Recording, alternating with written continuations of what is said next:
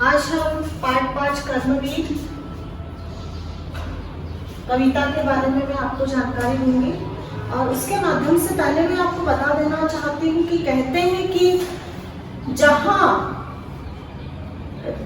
रवि नहीं पहुंचता, रवि मतलब सूर्य, जहां रवि ना पहुंचे वहां पहुंच जाते हैं कवि, जहां ना पहुंचे रवि वहां पहुंचे कवि। तो कवि जो है, इस कविता के माध्यम से आपको मैं बताना चाहती हूँ कि कवि ने कहाँ कवि ने पहुंच करके कर्मवीर के बारे में हमें बताया कि कर्मवीर व्यक्ति जो होते हैं वे कभी भी विघ्न बाधाओं से नहीं घबराते। तो कवि की कल्पना आप देखिए, और कल्पना भी कैसी की है, बिल्कुल साकार। जैसे उन्होंने बोल दिया कि व्योम को छूने, व्योम मतलब आकाश, आकाश की उसको भी उन्होंने नाप दिया है, पृथ्वी से आकाश की लंबाई को भी नाप दिया है कि कर्मवीर जो इतना कर्मठ होता है। दूसरा है पहाड़ों के शिखर को भी नाप दिया उन्होंने। तीसरा जो है वो घने जंगलों में भी पहुंच गए कि जहां पर सूर्य की किरणें भी नहीं पहुंच पाती, और ऐसी कंदराओं में जहां प्रकाश नहीं है वहां अंधकार है। ऐसी चट्टानों के बीच जहां कोई भी व्यक्ति नहीं पहुंच सकता, लेकिन कवि ने इस कविता के माध्यम से दर्शा दिया है कि कर्मवीर व्यक्ति तो ऐसे होते हैं कि वे किसी भी विघ्न बाधाओं से नहीं घबराते, चाहे वो चट्टान हो, चाहे आकाश की ऊंचाई हो, चाहे पर्वत की चोटियां हो, चाहे समुद्र की गहराई क्यों ना हो। तो कहा जाता है कि गहरे पानी बैठकर मतलब समुद्र की, जितना समुद्र की गहराई को, जैसे तैराक जितना समुद्र में उतरता जाता, कहते जाते हैं कि जैसे जैसे समुद्र की गहराई को नापा जाता है वैसे वैसे कुछ ना कुछ प्राप्त किया जा सकता है ना। तो गहरे पानी बैठकर मोती प्राप्त होता है, मोती जो बहुत ही अनमोल। तो कहने का तात्पर्य यह है कि जहां ना पहुंचे रवि वहां पहुंचे कवि। कवि तो बिल्कुल अपनी रचनाओं के माध्यम से बिल्कुल उस रूप को साकार कर देता है, और साकार करने के बाद ऐसी ऐसी उपमा अलंकारों से वह विभूषित कर देता है कि आप उसकी कल्पना भी नहीं कर सकते। आज जैसा कि आप जानते हैं कि आज 14 सितंबर हिंदी दिवस है, तो इस कविता के माध्यम से आप समझें कि हमारी हिंदी जो है कितनी अच्छी भाषा है, जो कि शब्दों अलंकारों से एक ओजस्वी तेज लिए हुए है। तो मैं अपने वापस इसी संदर्भ पर मैं आती हूँ, और पहला जो है इसका पद्य है, मैं पढ़कर आपको बताती हूँ। देख कर बाधा विविध बहुत विघ्न घबराते नहीं, रह भरोसे भाग्य के दुख पछताते नहीं। तो इस प्रसंग में कवि वर अयोध्या से उपाध्याय हरिओम ने कर्मवीर व्यक्तियों के लक्षणों की सफलता को स्पष्ट किया है।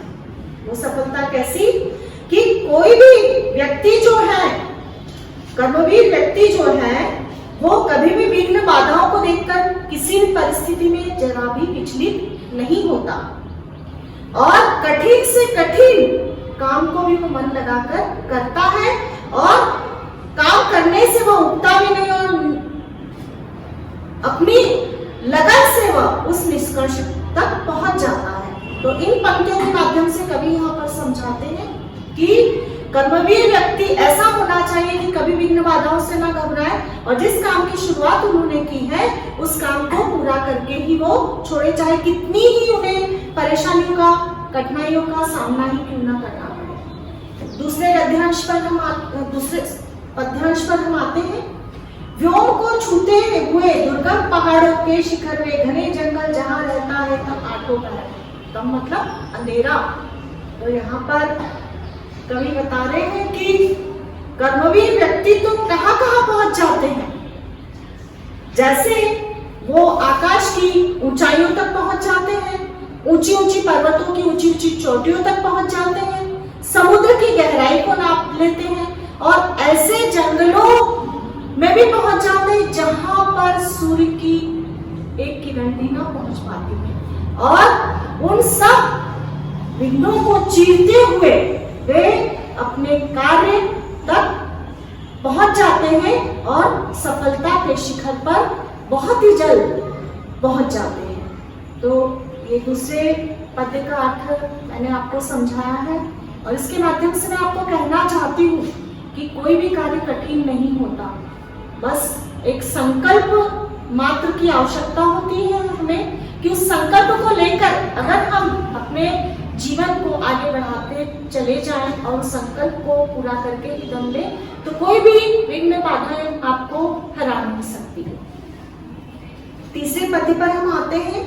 काम को आरंभ करके जो नहीं जो छोड़ते, सामना करके नहीं जो भूल कर मुंह मोड़ते, जो गगन के फूल बातों से नहीं है तोड़ते, संपदा मन से करोड़ों की नहीं है जोड़ते। अब इस प्रसंग में अगर मैं आपको समझाती हूँ कि कवि ने कर्मवीर व्यक्तियों की सफलता का सजीव चित्रण किया है। यहाँ पर कवि कहते हैं कि कर्मवीर व्यक्ति कार्य आरंभ करके उसे बिना किसी कारण के बीच में कभी भी अधूरा नहीं छोड़ता। वे काम या तो आरंभ नहीं करते और अगर आरंभ करते हैं तो उसे पूर्ण करके ही दम लेते हैं। ऐसे कर्मवीर व्यक्ति एक बार किसी बाधा या संकट का सामना करने का निश्चय कर ले तो भूलकर भी वे मुंह नहीं मोड़ते हैं। साहसपूर्वक आई बाधा और कठिनाई को आदि को वो बिल्कुल शांत भाव से, बिल्कुल अपनी लगन से वो पूरा करते हैं। ऐसे कहा कर्मवीर साहसी व्यक्ति के हाथ में पड़ा हुआ कोयला भी हीरा बन जाता है। हीरा जो है कोयले की खदान में ही पाया जाता है।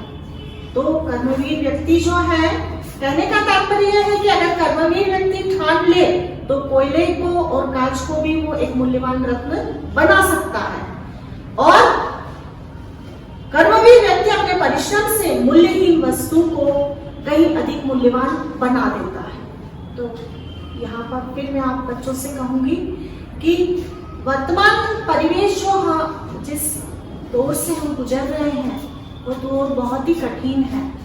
यह आपके लिए भी, आपके माता पिता के लिए भी। तो जैसे आए दिन हम लोग पढ़ते हैं कि बच्चों ने फांसी लगा ली, आत्महत्या कर ली, तो बेटा इन कठिनाइयों बाधाओं से नहीं घबराना है।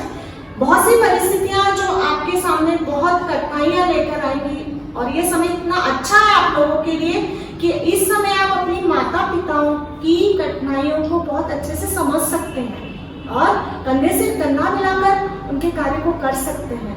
एक तरह से आप सोचिए कि आपको पढ़ाई तो करनी है लेकिन जीवन जो है, जो व्यवहारिक ज्ञान है, यह दौर आपको व्यवहारिक ज्ञान से परिपूर्ण करता चला जाएगा। तो इस कविता के माध्यम से आप बहुत कुछ सीख सकते हैं। चौथे पद्य पर हम आते हैं तो यहाँ है, पर्वतों को काट कर सड़कें बना देते हैं वे, सैकड़ों मरुभूमि में नदियां बहा देते हैं वे, गर्भ में जलराशि के बोझ चला देते हैं वे, जंगलों में भी महामंगल रचा देते हैं वे। कितनी सुंदर शब्दों से उन्होंने रचना की है और बताया है यहाँ पर कि कर्मवीर व्यक्ति जो है पर्वतों को काटकर सड़कें बना देते हैं। जो लोग ऐसा कार्य करते हैं वे महान कार्य करने में सफल होते हैं। कर्मवीर व्यक्ति, साहसी व्यक्ति तो रेगिस्तान में भी नदियों की धारा बहा देता है। कर्मवीर व्यक्ति विशाल गहरे सागरों में भी जहाजों के बेड़ों को चलाने में समर्थ होता है। वह कभी भी तूफान से नहीं घबराता और निर्जन स्थानों पर भी वहां पर उत्सव का वातावरण पैदा कर देता है। साहसी कर्मवीर व्यक्ति परिश्रम के फलस्वरूप नभ और पृथ्वी से संबंधित अनेक रहस्यों का पता चला देता है। जैसे कार के माध्यम से नए नए कार्य किए जाने लगे हैं, दूरदर्शन के माध्यम से, रेडियो के माध्यम से, टेलीफोन आदि, जो ये मनुष्य के लिए आविष्कार है। तो कहने का तात्पर्य सभी छात्रों से ये है कि आप इस कविता के माध्यम से आप सोचिए कि हमें कवि क्या देना चाहता है। अरे हमारे पास, हम भारतीय लोगों के पास तो कवि लेखकों की इतनी अमूल्य संपदा है जो कभी खत्म होने वाली नहीं है। जितना आप उसे बढ़ाते जाएंगे, पढ़ते जाएंगे, उतना आप उसे बढ़ाते जाएंगे। तो ये ज्ञान तो ऐसा है कि जितना आप इसे खर्च करेंगे उतना आपका बढ़ता जाएगा और आपको पल पल पर जब भी आप इसका अध्ययन करेंगे, पल पल ये आपको नवीन लगता चला जाएगा और पल पल पर आपका पग पग पर आपका पथ प्रदर्शन करता जाएगा। धन्यवाद। अब मैं आपको इस कविता का सारांश में आपको बता दूं, आपको बहुत अच्छे से समझ में आएगा। यहाँ पर कवि जो है अभी अपनी कविता के माध्यम से बताना चाह रहा है कि कर्मवीर व्यक्ति जो है अपने अदम्य साहस के माध्यम से कठिन से कठिन परिस्थितियों को भी पार कर जाता है। अनेक बाधाएं विघ्नों को भी वो क्षण भर में अपने अथक प्रयासों से वह दूर कर देता है। कवि यहाँ कहना चाहता है कि हमें कभी भी अपने भाग्य पर निर्भर नहीं रहना चाहिए। जैसे भगवान कृष्ण ने कहा कि कर्म तो मनुष्य को करना ही पड़ेगा, कर्म के बिना फल की आकांक्षा इच्छा रखना व्यर्थ है। बगैर कर्म किए तो आप फल प्राप्त कर ही नहीं सकते। तो कवि यहाँ कहते हैं कि कर्म के भरोसे हमें कोई कार्य नहीं करना चाहिए। अब जब तक हम कर्म नहीं करेंगे तब तक हम फल की आकांक्षा इच्छा भी नहीं रख सकते। तो भाग्य के भरोसे बैठकर व्यक्ति कुछ भी हासिल नहीं कर सकता। जैसे विद्यार्थी जीवन अगर हम ले तो बहुत से विद्यार्थियों का कहना होता है कि मेहनत तो कर रहे हैं लेकिन भाग्य में होगा तो पास हो जाएंगे। तो यहाँ भाग्य नहीं, यहाँ आपका कर्म है। आप जो करेंगे उसी के अनुसार आपको परिणाम प्राप्त होगा। बहुत से विद्यार्थियों का यह कहना है हमने तो बहुत अच्छा लिखा था, बहुत अच्छे से किया था, लेकिन हमें इतने ही मार्क्स मिले। नहीं, कहीं न कहीं आपकी त्रुटि जरूर हुई है, कहीं न कहीं आपने कुछ कमी जरूर की है। तो इस कविता के माध्यम से कवि कह रहे हैं कि कर्मवीर व्यक्ति कभी भी विघ्न बाधाओं से नहीं घबराता है। वह अपने अथक प्रयास से, अपने अदम्य साहस से वह हर बाधा विघ्नों को दूर करता चला जाता है। कर्मवीर व्यक्ति भाग्य के भरोसे कभी भी नहीं बैठता। जब वह किसी एक कार्य को शुरू कर देता है तो उसे पूर्ण करके ही वह रुकता है। या तो वह कार्य की शुरुआत करेगा नहीं और कार्य की शुरुआत अगर करता है तो वह उसे पूर्ण करके ही दम लेता है। तो इस कविता के माध्यम से विद्यार्थियों से मैं यही कहना चाहती हूँ कि इस कविता को आप सिर्फ पढ़े और याद न करें, इस कविता को अपने जीवन में आत्मसात करें, अपने जीवन में उतारें। निश्चित ही आप जो है बुलंदियों के शिखर पर पहुंचेंगे। यही आकांक्षा लिए हुए मैं अपनी वाणी को विराम देती हूँ।